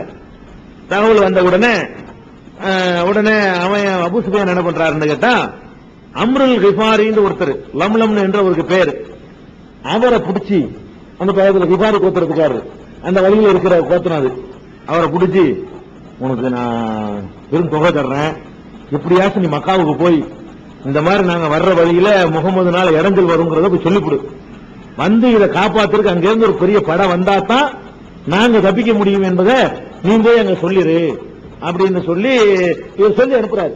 அபூ சுஃபியான் ஒரு இடத்துல நின்றுகிட்டு, இன்னும் கொஞ்சம் வந்துட்டோம்னு சொன்னா முகமது அட்டாக் பண்ணிடுவாரு, அதுக்கு முன்னாடி என்ன செய்யணும்னா எங்களை காப்பாத்துறதுக்கு மக்காவில இருந்து ஒரு பெரிய கூட்டம் வரணும் அப்படின்னு இவர் அந்த லம்லம் என்பவர்கிட்ட வந்து சொல்லி அனுப்புறாரு. சொல்லி அனுப்பினவன அந்த ஆளு காசுக்கு செய்யறாள் தானே, அவர் கரெக்டா வந்து மக்காவுக்குள்ள நுழைஞ்சு இந்த மாதிரி அபூ சுஃபியான் அந்த கூட்டத்துக்கு பெரிய டேஞ்சர் இருக்கு, முகமது வந்து எல்லாத்தையும் பறிச்சுக்கிற மாதிரி இருக்காரு, கூட்டம் பெரிய கூட்டமா இருக்கிறாங்க, நீங்க போய் காப்பாத்தி ஆகணும், இல்லன்னா நம்ம மோசமா போயிடும் விலை ஒன்று சொல்லி அங்க போய் மக்களை எல்லாம் தயார்படுத்துறாரு. தயார்படுத்தின உடனே அபூ ஜஹல் என்ன சொல்றான்னு கேட்டா, இந்த ஹலரமி மாதிரி நினைச்சிட்டு இருக்காரு, அவர் ஹலரமி தானே கொண்டிருக்கிறாங்க, அந்த மாதிரி நினைச்சிட்டு இருக்காரா இருந்தாலும் இவங்க சரியான பாடம் கற்பிக்கணும், நம்ம யாருங்கிறத இப்ப காட்டிதான் ஆகணும்னு சொல்லிட்டு மக்காவுல இருந்து பெரிய ஜமாத்தை திரட்டுறாங்க. ஏன்னுட்டு அந்த 1000 ஒட்டகத்துல மக்காவில் உள்ள எல்லாருடைய சரக்கும் இருக்குது, பெரிய பெரிய கோத்திரத்தாருடைய சரக்குலாம் இருக்குது, எல்லாருக்குமே பெரிய பாதிப்பு ஏற்படும், எல்லாரும் ஓட்டாண்டி ஆயிடுவாங்க. அந்த அளவுக்கு எல்லாருடைய விஷயமாகி ஒவ்வொருத்தரும் கலந்து கொள்ளணும், இல்லைன்னா அவங்க சார்பில் ஒரு ஆளை கொடுத்தாகணும் அப்படின்னு சொல்லி உத்தரவு போட்டு ஊர் கட்டுப்பாடு மாதிரி கம்பல்சரியா மக்களை எல்லாம் அவங்க என்ன செய்யறாங்க, திரட்டுறாங்க. திரட்டி கொண்டு அவங்க பெரும் கஷ்டத்தோட 950 பேரை தயாரிக்கிறாங்க. மக்காவுல ஊர் தானே அந்த பெரிய நகரம், அந்த காலத்துல அவ்வளவுதான் மக்கள் தொகை 950 பெரிய நம்பர். மக்காவில இருந்து ஒரு 950 பேர் என்ன செய்யறாங்க, அதிகபட்சமா திரட்டிக்கிறாங்க. அதோட 200 குதிரை, அதோட அந்த இவங்களுக்கு ஜாலியா அவங்களுக்கு ஒரு உற்சாகம் ஊட்டுறதுக்காக வேண்டி ஆடி பாடி கூத்தடிக்கக்கூடிய பெண்கள் அதெல்லாம் கூட்டிட்டு வாங்க. எப்ப போனாலும் இந்த அப்பதானே ஒரு ஜாலியா பொழுது போகும். அது மாதிரி பெண்கள், பாட்டு படிக்கிற பெண்கள், இவங்களை எல்லாம் அழைச்சிக்கிட்டு குறைசிகள் வந்து புறப்பட்டு வர்றாங்க. எதுக்கு, அபூ சுஃபியானுடைய கூட்டத்தை காப்பாத்துறதுக்காக வேண்டி அவங்க மக்காவுல இருந்து புறப்படுறாங்க. இங்க புறப்பட்டு வந்து இடையில மறைச்சுக்கிட்டோம்னா நம்ம முகமது நம்ம மறைச்சிருவோம், வியாபார கூட்டம் கிளீனா போய் சேர்ந்துரும். அதுக்கு இடையில என்ன ஆகுதுன்னா இவங்க சொல்லி விட்டதோட அபூ சுஃபியான் என்ன பண்றாங்க கேட்டா, இவங்க வந்து இன்னைக்கு சேர்ந்து நம்ம வந்து காப்பாற்றுற ஐடியா பண்ணி கடலோர மார்க்கமாக அவர் இந்த வியாபாரத்தில் கில்லாடி அவர் ரூட்டு போனா அவருக்கு நல்லா தெரியும். இவங்க எல்லாம் வராத வகையில் அப்படி கடல் மார்க்கமாகவே போய் கடல் ஓரத்தையே பிடிச்சி ஜிட்டா வழியா ஓடி போயிட்டார். அவர் மக்காவுக்கு சேர்ந்துட்டார். இவங்க புறப்பட்டு கொஞ்சம் தூரம் தான் வந்திருப்பாங்க. அதுக்கப்புறம் அவரை போய் கிளீனா அடைஞ்சிட்டாரு, அங்க போய் சேர்ந்துட்டாரு, மக்காவுக்கு போய் சேர்ந்துட்டாரு. எந்த இடைஞ்சலும் இல்லாம சரக்குகள் பத்திரமா போய் சேர்ந்து போச்சு. இதுக்கிடையில அவர் தகவல் அனுப்புறாரு, பத்திரமா சேர்ந்தாச்சு திரும்பிடுங்க அப்படின்னு சொல்லி. ஏன்னா முகமது நீங்க சந்திக்க வேணாம், மக்காவுக்கு இப்படி புறப்படுறாங்க. அவர் அப்படி போய் சேர்ந்துடுறாரு. வேற ஒரு வழியாக வந்து என்ன செஞ்சாரு, மக்காவுக்கு கடல் வழியா வந்து ஜித்தாவுக்கு வந்து நுழைஞ்சிடலாம். அந்த மாதிரி வந்து எவ்வளவு நுழைஞ்சிட்டாரு. சொல்லிவிட்டா எத்தனையோ அறிஞர்கள் பெரியவர்கள் அவங்க இருந்த முதியவர்கள் அறிவுரை சொல்றாங்க, திரும்பிடுவோம், நம்ம நோக்கம் வந்து அபூ சுஃபியானை காப்பாத்துறது தான், சரக்குகளை காப்பாத்துறது தான், சரக்குகள் பத்திரமா ஊர் போய் சேர்ந்துருச்சு. இப்ப நம்ம போய் முகமது சண்டைக்கு போறதான் வரும், இப்போதைக்கு யுத்தம் தேவையில்லை. அவங்களோட நம்ம போரிட்டு அவங்க அதுல உலகத்துல பாக்குறாங்க, ஒரு 300 பேர் அவங்க இருக்கிறாங்கன்னு ஒருத்தர் சொல்றாரு. பார்த்துட்டு வந்து அவங்க 300 நம்ம 1000 இருக்கிறோம், அங்க உள்ள ஒரு ஆளை காலி பண்ணாம சாக மாட்டாங்க சொல்றாங்க. அப்படி இருந்து நம்மள 300 செத்தா ஒரு கேவலம் தானே, தேவையா இது, வேணாம், நம்ம சரக்கு சேர்ந்துருச்சு, ரொம்ப தவிர்த்துக்கிறோங்கிற மாதிரி கருத்து பரவலா உண்டாகுது. இவன் என்ன பண்றான், அபூஜஹில் மாத்திரமா நிக்கிறான் உறுதியா. முடியாது, முன்ன வச்சதுதான், ரெண்டுல ஒண்ணு பார்க்காம நம்ம திரும்ப கூடாது. போய் என்ன செய்வோம், அங்க பத்ருங்கிற இடத்துக்கு, அதான் அந்த சந்திக்கிற இடம், அந்த இடத்துக்கு நம்ம போவோம், முகமது சந்திப்போம். முகமது பயந்திர முழக்கம் ஓடி போயிடுவாரு. அங்கே இருந்து ஒட்டகத்தில் அதுக்கு திண்டு போட்டு நம்ம யாரு காட்டிட்டு வந்தா நம்மளை கண்டா எல்லாரும் பயப்படுவாங்க. நாளைக்கு மக்காவாசிகள்னா படம் எடுத்து வந்து பாத்துக்குவாங்க, அவங்களை இடம் அளிக்க கூடாது, அவங்களை தாக்க கூடாதுங்கிற ஒரு நிலைமை செய்யணும் உண்டாக்கணுங்கிறதுக்காக வேண்டி அவன் புறப்பட்டு வர்றான். அதுக்கு தோல்வி அந்த அம்முர் அந்த கொல்லப்பட்டார்ல ஹல்ரமிக்காரரு, ஏற்கனவே 4 பேர்ல ஒருத்தர், அவருடைய சகோதரரை கூப்பிட்டு நீ வந்து ஒரு சூடு ஏற்றி விடுப்ப ஆட்களுக்கு சொல்லி சொன்ன உடனே அவர் தன்னுடைய அண்ணன் கொல்லப்பட்டது அந்த கொடுக்கறதுலாம் அப்படி அப்படியே உருக்கமா சொல்லி மக்கள் எல்லாம் உசுப்பேற்றி விட்டவன கிளம்புது. இப்ப சண்டைக்கு தான் கிளம்புறாங்க. இப்ப முதல் வந்த நோக்கம் வந்து கிளம்பும் போது வந்து சரக்கு காப்பாற்றி விட்டு விளையாண்டுங்கிறது தான். இப்ப என்னன்னு கேட்டா போரையை சந்திச்சு ஆகணுங்கிறதுக்காக வேண்டிய புறப்பட்டு வர்றாங்க. புறப்பட்டு வந்தா ரசூல் ஸல்லல்லாஹு அலைஹி வஸல்லம் உங்களுக்கு இந்த தகவல் வந்து தெரிஞ்சிருச்சது, அபூ சுஃபியான் போய் சேர்ந்தது, இப்ப இவங்க வந்துகிட்டு இருக்கிறது எல்லாமே தெரிஞ்சு போச்சு. அப்ப ரசூல் ஸல்லல்லாஹு அலைஹி வஸல்லம் அந்த பிரயாணத்தை தொடர்ந்துகிட்டு இருக்காங்க. ரசூல் ஸல்லல்லாஹு அலைஹி வஸல்லம் எப்ப புறப்படுறாங்கன்னா ரமலான் மாசம் புறப்படுறாங்க. ரபியுல் அவ்வல்ல மதீனாவுக்கு சேர்ந்தாங்க. ரபியுல் அவ்வல்ல இருந்து ரபியுல் அவ்வல் ஒரு வருஷம் இல்லையா, ஜமாதுல் அவ்வல், ஜமாதுல் ஆஹிர், ரஜப், ஷஅபான், ரமலான், எவ்வளவு நாள் ஆச்சு, 12 17 மாசம், 2வது வருஷம். அப்ப ரசூல் ஸல்லல்லாஹு அலைஹி வஸல்லம் மதீனாவுக்கு போய் ஒரு வருஷமும் 5 மாசமும், ரமலான் 5 மாசம் வருது. ரபியுல் அவ்வல்ல இருந்து ரபியுல் அவ்வல், ரபியுல் 6 மாசம் வரும். என்ன ரபியுல் அவ்வல்ல இருந்து முந்தின மாசம் வர சஃபர் வரைக்கும் தான் கேட்கணும். ரபியுல் அவ்வல்ல இருந்து சஃபர் வரைக்கும் ஒரு வருஷம். அப்புறம் ரபியுல் அவ்வல், ரபியுல் ஆஹிர், ஜமாதுல் அவ்வல், ஜமாதுல் ஆஹிர், ரஜப், ஷஅபான், 5 மாசம் முடிஞ்சு 6வது மாசத்துல, அதாவது 1.5 வருஷத்துல, வரலாற்றுப்படி கணக்கு சொல்ல 2வது வருஷம் சொல்லுவோம். ஒரு வருஷத்தினுடைய பாதியையும் ஒரு வருஷம் தான் சொல்லுவோம். ஹிஜ்ரி 2ஆம் ஆண்டுன்னு சொல்லலாம். இந்த ஹிஜ்ரி 2ஆம் ஆண்டுல, அதாவது மதீனாவுக்கு போய் 17வது மாசம் முடிஞ்சு 18வது மாசத்துல ரசூல் ஸல்லல்லாஹு அலைஹி வஸல்லம் அவர்கள் இந்த பயணத்தை மேற்கொண்டாங்க. அந்த புறப்பட்டு வந்தாங்கல்ல, வணிக கூட்டத்தை மறிக்க புறப்பட்டு வர்றாங்க. வந்து அந்த பத்ருங்கிற இடத்தை அவங்க அடையக்கூடிய நேரத்தில் பிறை 17 யுத்தம் நடந்து ரமலான் 17 நடந்துச்சு. அந்த இடத்தை வந்து அடைஞ்சது எப்ப, பிறை 17. அப்ப இவங்க அங்கிட்டு புறப்பட்டு வர, அவங்க அங்க புறப்பட்டு வர, 2 பேரும் அந்த பத்ருங்கிற இடத்துல வந்து என்ன செய்யறாங்க, அந்த பள்ளத்தாக்கில் வந்து சந்தித்துக் கொள்றாங்க. இதுதான் அந்த பத்ர் யுத்தத்தினுடைய ஆரம்பம். இந்த வருஷம் தான் ரமலானுடைய நோன்பும் கடமையாக்கப்பட்டிருக்கு. ரமலானுடைய நோன்பும் கடமையாக்கப்பட்டிருக்கு. பிரயாணத்துல வந்து நோன்பு வைக்கவும் வைக்காம இருக்கும் மார்க்கத்தில் சலுகை இருக்குது. அந்த அடிப்படையில் பல சஹாபாக்கள் வந்து நோன்பு விட்டு இருந்தாங்க, சில சஹாபாக்கள் நோன்பு வச்சும் இருந்தாங்க. அப்படியே ஹதீஸ் வருது, வைத்தவர்கள் வைக்காதவர்களை குறை சொல்லவில்லை, வைக்காதவர்கள் வைத்தவர்களை குறை சொல்லவில்லை, 2ஐயும் ரசூல் ஸல்லல்லாஹு அலைஹி வஸல்லம் அனுமதிச்சிருந்தாங்க. அப்ப நோன்பு வைத்தவர்கள் வைக்காதவர்களுமாக ரசூல் ஸல்லல்லாஹு அலைஹி வஸல்லம் புறப்பட்டு வர்றாங்க. அப்படி வரும் பொழுது என்ன பண்றாங்கன்னா, இப்னு உம்மு மக்தூம் அந்த கண்ணு தெரியாதவர் இருக்கார்ல, ரசூலுல்லாஹி ஸல்லல்லாஹு அலைஹி வஸல்லம் கண்டிப்பான்னு சொன்னவன், அவரை தான் மதீனாவுடைய தலைவராக நியமிக்கிறாங்க. மதீனாவுடைய அந்த தலைவராக இமாமத்து செய்யக்கூடிய பொறுப்பை அவர் கையில ஒப்படைச்சிட்டு ரசூல் ஸல்லல்லாஹு அலைஹி வஸல்லம் அவர்கள் என்ன செய்யறாங்க, புறப்பட்டு வர்றாங்க. புறப்பட்டு வரும் பொழுது அவங்க முஸ்அப் இப்னு உமைர் என்பவருடைய கையில தான் கொடியை கொடுத்திருக்காங்க. கொடி பிடிச்சி வருவாங்க எப்பவுமே, வெள்ளை கொடி பிடித்தவர்களாக ரசூல் ஸல்லல்லாஹு அலைஹி வஸல்லம் வர்றாங்க. ரசூலுல்லாஹ்வுக்கு முன்னாடி 2 கருப்பு கொடி, அந்த 2 கருப்பு கொடி முஸ்அப் வெள்ளை கொடியுமாக ரசூல் ஸல்லல்லாஹு அலைஹி வஸல்லம் அந்த பயணத்தை தொடர்றாங்க. இதுல இவங்களுக்கு இருந்த குதிரை எண்ணிக்கை எவ்வளவு தெரியுமா? புறப்பட்டு வரும்போது 2 குதிரை தான். அதுவும் ஜுபைருக்கு ஒரு குதிரை, மிக்தாது இருக்கார்ல, ஆரம்பத்தில் மக்காவுடைய இஸ்லாமான ஆரம்ப காலத்து முஸ்லீம்ல ஒரு ஆள், மிக்தாதுக்கு ஒரு குதிரையும் ஜுபைருக்கு ஒரு குதிரையும் இருந்துச்சு. பாக்கி யாருக்கும் குதிரை கிடையாது. ஆனா ஒட்டகம் வச்சிருந்தாங்க. ஒட்டகம் எத்தனை இருந்துச்சுங்கிறது கணக்கு வராட்டா கூட 3 பேர் ஒரு ஒட்டகத்தில் ஏறிக்கொண்டோம் அப்படின்னு வருது. அப்ப 300 பேர் இருந்திருக்கிறாங்க. ஒரு ரிவாயத்துல 315, ஒரு அறிவிப்புல 319, இன்னொரு அறிவிப்புல 300க்கு மேல், 310க்கு மேல் தான் வருது. 320 தாண்டல, 310 கீழே வரல. அந்த எண்ணிக்கையில தான் போறாங்க. 311 இருக்கலாம், 312 இருக்கலாம், 317 இருக்கலாம், 319 இருக்கலாம். இந்த நம்பர்ல புறப்பட்டு போறாங்க. 3 பேருக்கு ஒரு குதிரை என்ற ஒரு ஒட்டகம், குதிரை 2 தான் இருக்குது. 3 பேருக்கு ஒரு ஒட்டகம் என்ற அடிப்படையில தான் ஒட்டகத்தை பங்கிட முடிஞ்சு. ஆளுக்கு ஒரு ஒட்டகம் வச்சுக்கிற முடியல. 3 பேர் ஒரு ஒட்டகத்தில் ஏறிக்கிறணும், அப்படிதான் பிரயாணம் பண்ண முடியும். அப்படின்னா ஒரு எத்தனை ஒட்டகம் இருக்குன்னு பாத்துக்கிறங்க. எத்தனை ஒட்டகம் இருக்கு? 100 ஒட்டகம் இருந்திருக்கும். அதுல எப்படின்னா ரசூல் ஸல்லல்லாஹு அலைஹி வஸல்லம் ஏற்கனவே கூட நான் சொல்லியிருக்கிறேன். ரசூல் ஸல்லல்லாஹு அலைஹி வஸல்லம் 1, அபூ லுபாபா 1, அலி 1, 3 பேர் ஒரு ஒட்டகத்தில் இருக்கிறாங்க. அப்ப கூட அவங்க 2 பேரும் சொல்றாங்க, நாங்க நடக்கிறோம் உங்களுக்காக வேண்டி, நீங்க ஒட்டகத்தில் ஏறி வாங்கும் போது நீங்க எங்களை விட வலிமையான ஆளான்னு கேட்பாங்க. ரசூல் ஸல்லல்லாஹு அலைஹி வஸல்லம் என்னை விட நீங்க வலுவான ஆளா? நான் நடப்பேன், உன்னை விட நல்லா நடப்பேங்கிறாங்க. அவ்வளவு வயசுலையும் அலியை விட நான் நல்லா நடப்பேங்கிறாங்க.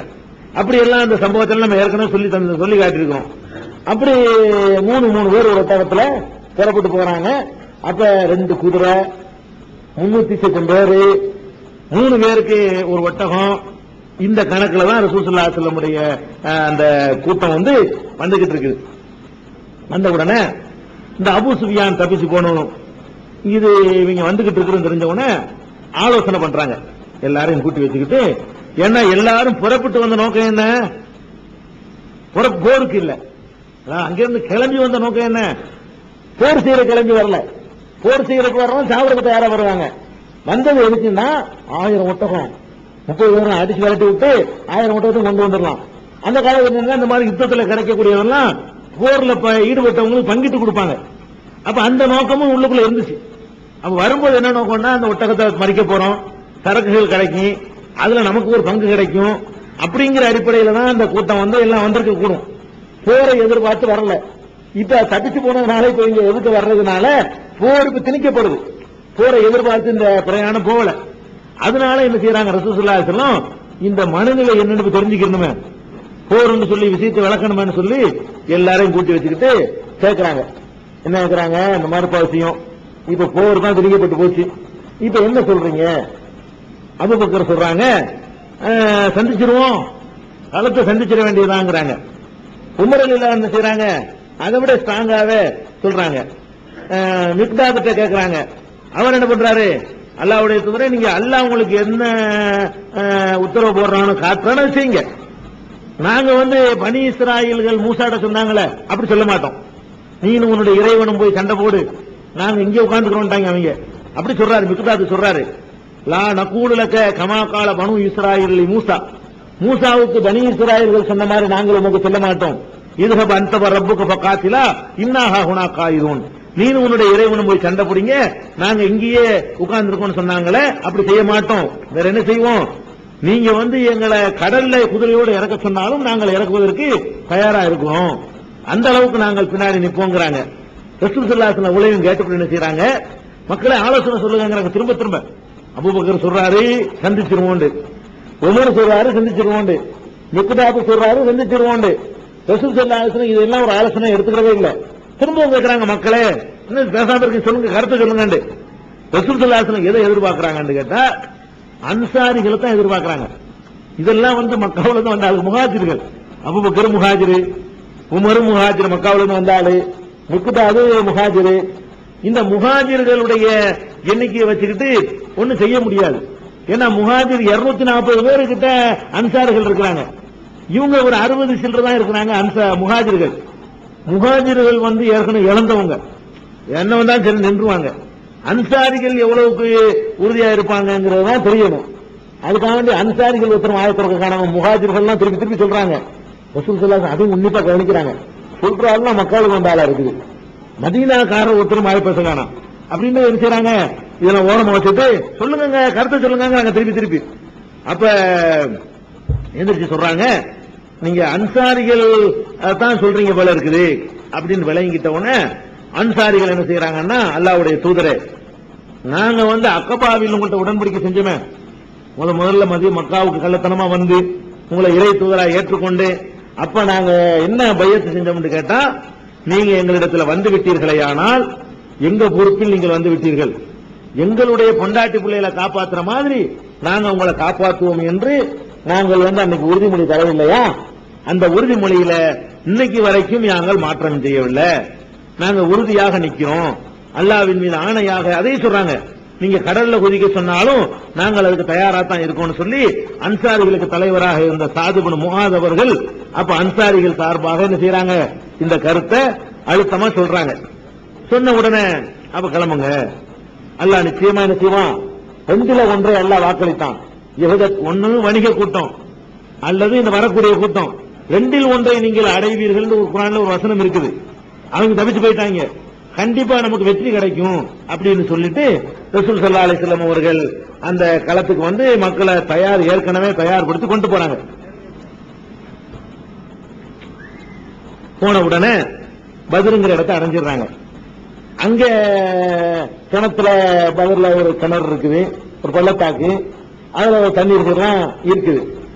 வந்தோன்னு என்ன செய்யறாங்கன்னு கேட்டா, ஒரு இடத்துல அவங்க தங்கின உடனே அப்ப ஒரு சஹாபி கேட்கிறாரு, அல்லாஹ்வுடைய தூதரே, நீங்க இங்க தங்கி இருக்கிறீங்களே, அல்லாஹ்வுடைய உத்தரவு பிரகாரம் இந்த இடத்தை தேர்ந்தெடுத்தீங்களா அல்லது நீங்க போர் தந்திரத்தின் அடிப்படையில் இந்த இடத்தை தேர்ந்தெடுத்தீங்களான்னு கேட்கிறாரு. அல்லாஹ்வுடைய உத்தரவுலாம் இல்ல, போர் தந்திரம் தான் அப்படின்னு இந்த இடம் தெரியல. நம்ம என்ன பண்ணணும்னு கேட்டா, தண்ணியை பூரா ஒரு ஹவுல் மாதிரி அமைச்சு கிணத்துல உள்ள தண்ணி எல்லா தண்ணியும் எடுத்து நம்ம சேர்த்து வச்சுக்கிறணும். அங்க உள்ள நீர்நிலை எல்லாம் காலி பண்ணி போடணும். தண்ணி இல்லாத இடத்தில் தான் அவங்க வரணும். முந்தியவங்க வந்துடுறாங்கல்ல, அவங்க சேரும்போது தண்ணி இல்லாத இடத்த அவங்களுக்கு கொடுக்கணும். தண்ணி உள்ளதெல்லாம் தண்ணியை பூரா நம்ம சேமிச்சு வச்சுக்கிட்டு தண்ணியெல்லாம் காலி பண்ணிடணும். அந்த மாதிரியான ஒரு இடத்துல நம்ம அமைய வேணும், மேட்டு பகுதியில் நம்ம இருந்து கொள்ளணும், அதான் நமக்கு நல்லதுங்கிற மாதிரி அவர் சொன்ன உடனே இது நல்ல யோசனை தான் சொல்லி என்ன செய்யறாங்கன்னா, தண்ணீர்லாம் கிளீனா அவங்க தண்ணி இருக்கிற பக்கத்தையா ஒதுக்கி தண்ணி இல்லாத பகுதியை அங்க விட்டு அவங்க தங்கிக்கிறாங்க. இதுக்கடையில ரசூல் ஸல்லல்லாஹு அலைஹி வஸல்லம் என்ன செய்யறாங்கன்னு கேட்டா, எத்தனை பேர் வர்றாங்க என்ன ஏதுங்கிறத விசாரிக்கிறதுக்காக வேண்டி பல வகையிலையும் முயற்சி பண்றாங்க. அப்ப 2 பசங்க அந்த ஆடு மேய்ச்சிட்டு இருக்கிற ஆளுங்க, சின்ன பசங்க 2 பேரை பிடிச்சி, என்னப்பா அவங்க பேர் அஸ்லம் ஒரு ஆளு, அரியல் ஒரு ஆள், இந்த 2 பேரையும் பிடிச்சிட்டு வந்துடுறாங்க சஹாபாக்கள். என்னப்பா நீங்க எல்லாம் யாரு? நாங்க இந்த குறைசிகளுக்கு தண்ணி பிடிச்சி குறைசி கூட்டம் வந்திருக்கிறாங்க, அவங்களுக்கு தண்ணி கொடுக்கக்கூடிய ஆளுக்கிறாங்க அப்படிங்கிறாங்க. அப்ப திருப்பி திருப்பி கேட்க அதையே அவங்க சொல்றாங்க. ரசூல் ஸல்லல்லாஹு அலைஹி வஸல்லம் தொழுதுகிட்டு இருக்காங்க அந்த நேரத்தில். அப்ப போய் சொல்றீங்க, அப்ப அபூ சுஃபியான் எங்க இருக்காரு சொல்லுங்க அப்படின்னு கூட அடிக்கிறாங்க. அபூ சுஃபியான் எங்களுக்கு தெரியாதுங்க, இந்த குறைசி கூட்டத்தை தான் நாங்க என்ன செய்யறோம், தண்ணி கொடுத்துட்டு இருக்கிறோம், அவங்களுக்கு தண்ணி பிடிச்சு கொடுப்போம், அவங்க ஏதாவது தருவாங்க அப்படின்னு சொல்லிட்டு இருக்காங்க. உடனே அடிக்க பயந்துகிட்டு அபூ சுஃபியானை பத்தி இவங்க ஏதாவது தவறான தகவலை சொல்றாங்க. தொழுதுகிட்டு இருந்த ரசூல் ஸல்லல்லாஹு எல்லாத்தையும் கேட்டு உண்மையை சொன்னாங்க, இப்ப அடிக்கல பொய் சொன்னவனே அடிக்காம விடுறீங்களே, இந்த பசங்க குறைசி கூட்டத்துக்கு தண்ணி கொடுக்கறாங்க, அபூ சுஃபியான் சேர்ந்துட்டார, அபூ சுஃபியானுக்கு இந்த ஆளுக்கு ஒண்ணும் தெரியாது, குறைசி கூட்டத்தை பத்தியே கேளுங்க அப்படின்ன உடனே குறைசிகளை பத்தி கேட்கறாங்க. அப்ப குறைசிகள் எத்தனை பேர் இருப்பாங்க? அதெல்லாம் தெரியாதுங்க, ரொம்ப பேர் இருப்பாங்க. அப்படியா, எத்தனை நம்பர் இருக்குன்னு தெரியுமா? நம்பர்லாம் தெரியாங்க, நிறைய பேர் இருக்கிறாங்க. அப்ப ரசூல் ஸல்லல்லாஹு அலைஹி கேட்கறாங்க, இப்ப ஒரு நாளைக்கு எத்தனை ஒட்டகம் இருக்கிறாங்க அப்படின்னு கேட்கறாங்க. ஒரு நாளைக்கு 9 இருப்பாங்க, ஒரு நாளைக்கு 10 இருப்பாங்க. அப்படின்னா ரசூல் ஸல்லல்லாஹு அலைஹி சொல்றாங்க, 1000 900 1000 வரைக்கும் இருக்கலாம். அதாவது இத்தனை ஒட்டகத்தை அறுத்தா இவ்வளவு பேர் தான் இருப்பாங்க, ஒட்டகத்தை வச்சு கணக்கு போடுறாங்க. எத்தனை ஒட்டகம் இருப்பாங்கன்னு கேட்டு ஒட்டகம் இருக்கிறது அந்த பசங்க சொல்றாங்க கரெக்டா. அவரு 10 ஒட்டகம் ஒரு நாளைக்கு இருப்பாங்க, ஒரு நாளைக்கு 9 இருப்பாங்க, அது மாதிரி அறுத்துட்டு இருப்பாங்க. அப்படின்னா ஒரு 900 இருந்து 1000 வரைக்கும் இருக்கலாம் அப்படிங்கிறாங்க. அப்ப அந்த 2 பேர்த்தையும் கேட்கறாங்க, முக்கியமான ஆளுக்கு யாரும் வந்திருக்காங்களா, அதுல பிரமுகர்கள் யாரும் இருக்கிறாங்களா அப்படின்னு கேட்கறாங்க. பிரமுகர்கள் பேர்லாம் எல்லாருக்கும் தெரிஞ்சிருக்கும்ல. அந்த சிறுவர்கள் 2 பேரும் பிரமுகர்கள் பேர்லாம் சொல்றாங்க. உத்பா பின் ரபியா, சைபா இருக்காரு, அபுல் பக்தரி இருக்கிறாரு, ஹக்கீம் இப்னு ஹிசாம் இருக்கிறாரு, இவர் பின்னாடி இஸ்லாத்துக்கு வந்துடுறாரு, நௌஃபல் இருக்கிறாரு, ஹாரிஸ் இப்னு ஆமிர் இருக்காரு, சுவைமான் ஒருத்தர் இருக்காரு, நலர் இப்னு ஹாரிஸ் இருக்காரு, ஜமா இருக்காரு, அபூஜஹில் இருக்காரு, உமையா இருக்கிறாரு, அது மாதிரி சஹபல் ஒருத்தர் இருக்காரு, அம்ரு இருக்கிறாரு. இவ்வளவு பேரும் முக்கியமான பிரமுகர்கள் இருக்காங்கன்னு அவங்களுக்கு தெரிஞ்ச பட்டியலை வாசிக்கிறாரு. அப்ப ரசூலுல்லாஹி ஸல்லல்லாஹு சொல்றாங்க, மக்கா இருக்கிற அந்த ஈரக்குலைகள், அந்த ஊருக்கு ஈரக்குலை மாதிரி ஆட்கள் இப்ப வெளியே தள்ளி இருக்குது, லேசுப்பட்டவங்க வரலங்கிறாங்க. மக்கா வந்து அந்த ஊர்ல உள்ள முக்கியமான ஈரக்குலை எல்லாம் இப்ப என்னஞ்சிருக்கு, வெளியே தள்ளிருச்சுங்கிறாங்க. ஈரக்குலைன்னா அது, அதாவது ஈரக்குலைன்னு எதுக்கு சொல்லுவாங்கன்னு கேட்டா, முக்கியமான பிரமுகருக்கு சொல்லுவாங்க. ஊருவே கூட ஊர்ல இல்ல பாருங்க, எல்லாம் கரெக்டா வந்து வசமா மாட்டிக்கிட்டாங்க, சரியான ஆட்களையா கொண்டாந்து மக்கா என்னஞ்சிருக்கு இப்ப வெளியே தள்ளி இருக்குது அப்படின்னு ரசூல் ஸல்லல்லாஹு அலைஹி வஸல்லம் அந்த இடத்துல அந்த வார்த்தை பிரயோகம் பண்றாங்க. அதுக்கப்புறம் தான் அந்த பத்ருங்கிற களத்துல அவங்க வர்றாங்க. பத்ர் யுத்தம் ஆரம்பமாகுது. சண்டைக்கு தயாரா வந்துட்டாங்க. பத்ர் யுத்தம் ஆரம்பமாகுது. தெரிய மாட்டாங்க 5 நிமிஷம் இருக்கா? சரி, இந்த பத்ர் யுத்தம் எப்படி நடக்குது, என்னென்ன நடக்குதுங்கிறதுக்கு முன்னாடி அந்த யுத்த முறையை நீங்க தெரிஞ்சுக்கணும். யுத்தம் நடக்கிறாங்க என்ன செய்வாங்க, வந்தவொடனே நேரா வந்து மோதிக்கிற மாட்டாங்க. அங்கிட்ட ஒரு 300 பேர் இருக்காங்க, அங்கிட்ட ஒரு 950 பேர் இருக்காங்க, ஆன்னு சொல்லி மோதிக்கிற மாட்டாங்க. அது என்ன பண்ணுவாங்கன்னு கேட்டா, ஒரு ஆளை இறக்கி விடுவாங்க. எங்கிட்ட அணிவகுத்து நின்று கொள்வார்கள்.